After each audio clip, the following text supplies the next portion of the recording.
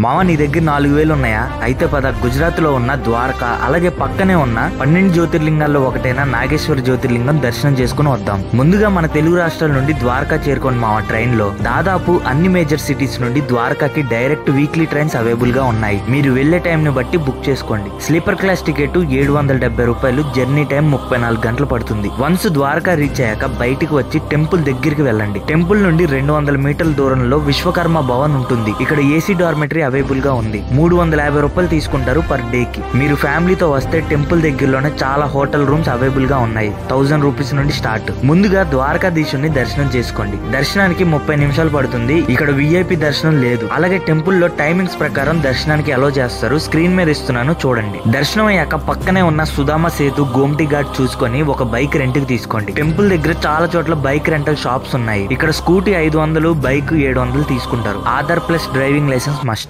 ముందుగా ద్వారకా నుండి 17 కిలోమీటర్ల దూరంలో ఉన్న నాగేశ్వర జ్యోతిర్లింగం దర్శనం చేసుకోండి. ఆ తర్వాత గోపి తలాబ్ చూసుకొని అక్కడి నుండి బేట్ ద్వారకాకి వెళ్ళండి. ఇక్కడ నిజమైన ద్వారకాధీశ్ టెంపుల్, మునిగిపోయిన ద్వారకా మహానగరం ఉన్నాయి. ఇంకా రిటర్న్ లో శివరాజ్పూర్ బీచ్ చూసుకొని బైక్ రిటర్న్ ఇచ్చేయండి. పెట్రోల్ కి 200, బైక్ కు 500 అవుద్ది. ద్వారకాలో సైట్ సీయింగ్ కి ఇంకో ఆప్షన్ ఉంది. బస్సు వాళ్ళు 270 రూపాయలు తీసుకుంటారు. ఇప్పుడు నేను చెప్పిన ప్లేసెస్ అన్ని చూడడానికి. సోలోగా వెళ్తేనే బెస్ట్. అలా నా ద్వారకా యాత్రని కంప్లీట్ చేయడం జరిగింది. ఇంకా ద్వారకాలో చూడవలసిన ప్లేసెస్ లిస్టు, ద్వారకాకి అయ్యే బడ్జెట్ లిస్టు.